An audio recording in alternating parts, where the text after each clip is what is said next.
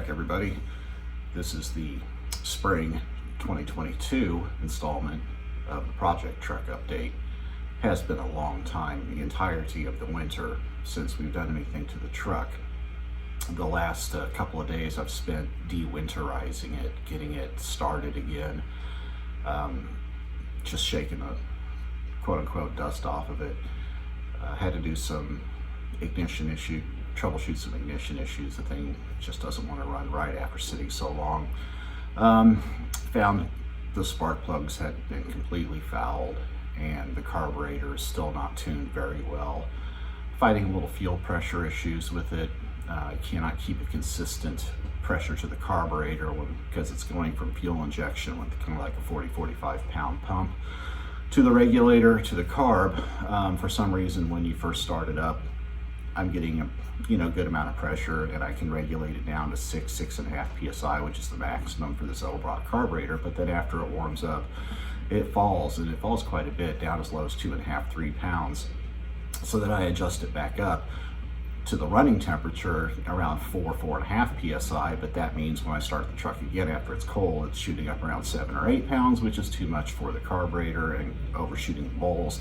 Anyway, it's just a mess. What does that mean?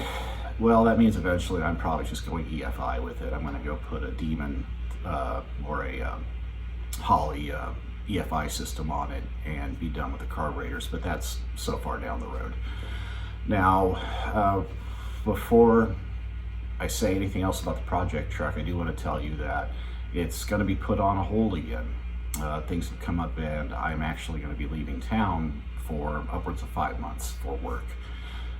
So the entire summer of 2022 appears to be close to a write-off as well.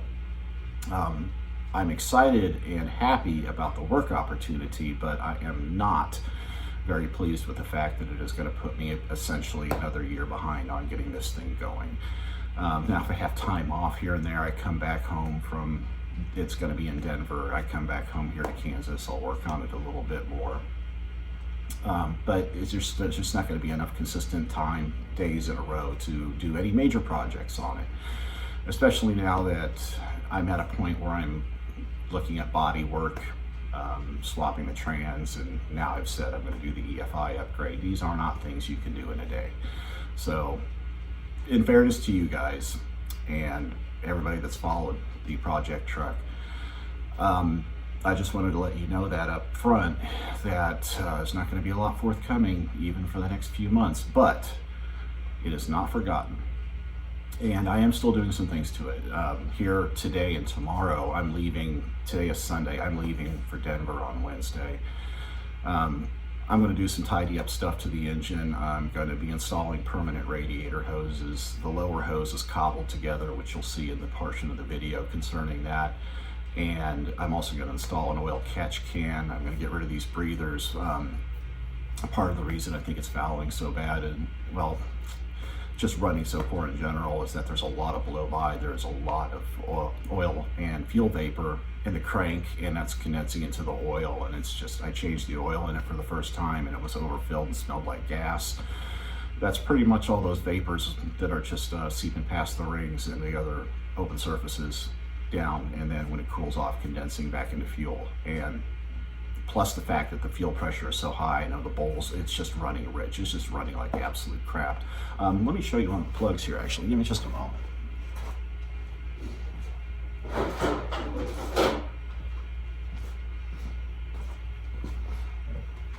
This is one of the plugs I pulled out of it, and that guy is just toast. It's been a really hard start, if it would start at all, and these things were fouled. They were absolutely fuel soaked. So that's a problem. Now I've replaced them with similar plugs. These are NGK 7938s. These are the ones that are recommended by Blueprint Engines for their cylinder heads. Thought about going with E3s, but until I get the fuel system solved, I'm not going to spend that kind of money.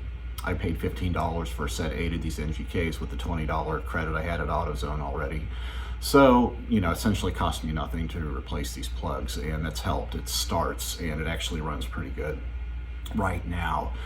But long term, it's not a healthy situation for the engine to be running that rich, and I'm not into changing jets and all that, and metering rods, and on these carburetors, it's just a rabbit hole without an EFI, or not, sorry, without a O2 sensor. I don't know where I'm going with it. I can guess on vacuum, but vacuum changes at every RPM setting, and it's old technology. There's a reason why everything's EFI now, and I'm going to catch up to that here when I probably get back from Denver and get the trans and everything ready for the drivetrain finalization. So, but to give you something to go on for the next few months, or whenever I can do updates, I'm going to show the installation of the catch can and the radiator hoses, and just kind of give you some sounds of it running. And I'm doing this for myself as much as you guys, just to keep that fire inside me going, knowing that this is still something I want done. It's like really the big thing in my life right now, outside of work and other changes with, you know, family. But outside of the things everybody wants and needs in life, this truck is something I have to have done. So follow me through this installation of these parts, and we'll see what it looks like at the end. Thanks. Okay, so here we are with the catch can. This was sourced from Amazon, as like 90% of this truck has been apparently. Very cheap, like $25 for the catch can and the hardware. That would include the barb fittings. It gives you quite an assortment from, I think, 3/4, 5/8, 3/8, which is standard for PCV on an American car anyway. So I've got the 3/8 inch fittings there. This is the in, this is the out. It does come with a breather that you can fit to the top, but I don't know if I'm going to use that, because to me that's just a vacuum leak when the car is running, because this is going to be going into, this isn't the end of the canister, it goes to the vacuum port on the carburetor. And that can cause a problem, I would think, if you're running a closed system. Now, if you're running an open system and you don't care about reburning your gases, then you would definitely want to use the vent, the filter that comes with it. But I have it closed off because, as I said, this is going to be a closed system.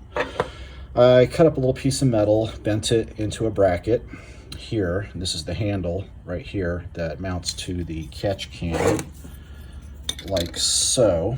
And my hope is that when I get this on the firewall, I'll have enough room here between the back of the bracket and the canister to snake these little Allen head screws in to mount it. I think I should be able to just fine. So now I've got one machine screw started here and a couple of holes for others. So I'm going to go ahead and get this mounted on the firewall, and I'll show you where that ends up. All right, so there's the bracket mounted to the firewall. And for perspective, that's here underneath the wiring junction block, and these hoses coming out right here are the AC. Of course, this truck is an AC delete, and don't think it ever will have it again. So that's no big deal. So if the evaporator ever went there, well, we'd have to move the catch can, but that's not going to be an issue. I'll brush some touch-up paint around the edges so it doesn't rust, and then of course the fire will probably pull it off again when the truck gets painted, and touch up the firewall too. But in any event, we go ahead and get the catch can mounted to that. Hopefully I've got room to get those screws in there. Okay, so there she is mounted to the firewall. I just got 2 of those machine screws in there. It seemed sufficient. It's nice and tight. At least up top. If I had to do it again, I may have made this like a horseshoe type so I could get more, like another footer to mount at the bottom of the can, but it'll be fine for now and probably forever. So all I gotta do now is run my hose to Mr. Pcv Valve, which I also had to buy, plus the grommet to fit it, and then run the outlet over to my PCV port on the Edelbrock. So here's my PCV system. I got the catch can installed. I did have to go up to the store and get some more 3/8 line. The stuff they send you is thin, and it had a memory in it. You can see here it's got a little, hopefully that'll work out when it warms up. But I'm actually running dual PCV. So I've got a PCV valve in each valve cover, which is good for venting. The only drawback is you'll have to pull the PCV out anytime you want to add oil, but that's no big deal because my hole's a hole. Crossing under here, and I've got a T here between the 2 PCV valves, and that's out to the in of the catch can, and then the catch can out to the vacuum / PCV port on the carburetor. So what do you say we fire this thing up and see what happens? Don't expect anything dramatic here. It's just a PCV system, but we want to make sure there's no vacuum leaks. Let's see how well this thing starts today. God, that's so much better.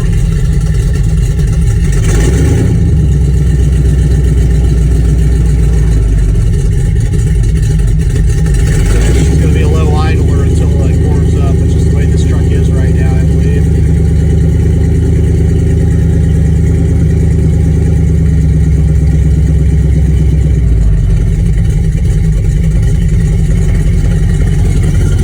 Stable there.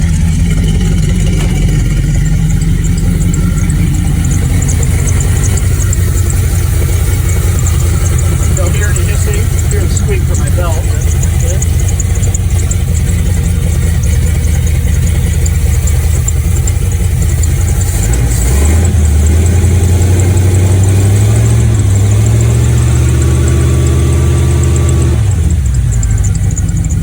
So much better since that plug change and the little carb tuning I did into it.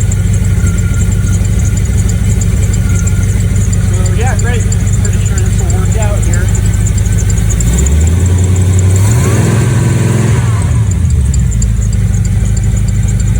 Good deal. Alright.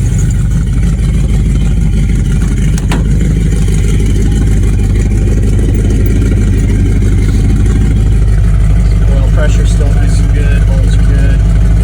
Temp gauge still doesn't work on the dash. Still got the backup right here. Almost out of gas, but I put 2 gallons from the can in yesterday, so we're fine. Sounds good.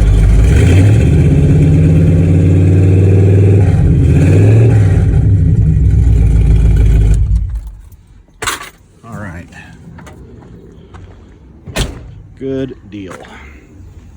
So, that's the catch can install on my Chevy. One thing I forgot to mention is that this catch can has a dipstick right there. So you can tell when it's full. I imagine probably every week I'll be emptying this thing. You unscrew the bottom like an oil filter and just dump it out. And that's that. So, all right, now I mentioned there was the other thing about the radiator hoses, and I do have the stuff for it, but playing around with it, this is going to be a deal, and it's a deal I just don't want to tackle today, and I may not tackle before I go to Denver. I've got all these adapters, all these fillets, the metal hose, and if I do this and it goes south on me, then I've just got a mess and a bunch of wasted antifreeze, and the truck's still pretty much just going to be sitting for now, so I don't know if I'm going to do this or not before I go. Mentioned the MacGyvered up hose I have. That's it right there. And I may, I haven't done a lot of digging to see if there's a hose that's pre-made in this shape with this size. There might be. I may not even have to go through all this trouble, but right now, as you see, I just have a piece of 1.5" PCV connecting these 2 pieces of hose that I got cut apart and turned to fit, and this is blown out on me once. Now granted, that was because I accidentally knocked the temperature sensor from my fans off, and it overheated and got stupid hot. It's nothing I want to trust on the road, so it has to be addressed. I mean, again, tomorrow or September. That's pretty much my choices at this point. God, it sucks to say, it sucks so much, but laugh with me, not at me. That's the deal. Truck's running.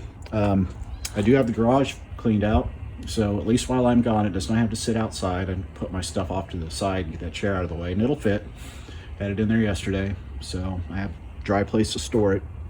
I left it out over the winter because I just couldn't get into this garage over here and get it cleaned out, but it is now. I guess I just need a couple more hose clamps for the soft hose that they sent. The fuel line hose is definitely tight enough. It has enough friction on it that it doesn't need clamps, but I do want to get a couple clamps here like I have on the Pcv valves themselves. Why am I talking so fast? I don't know, maybe it's because I make long videos all the time, and I was hoping for this one to be a little bit shorter. So comment on what's going on, and send me vibes and feedback. Please subscribe, hit the like button, and do anything else YouTube demands of you to make sure that this video is seen.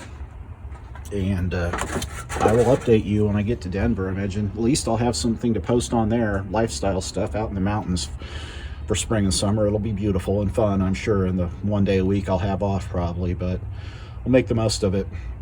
So until then, until I'm 600-700 miles away, 5,000 feet up in the air, I will talk to you guys later.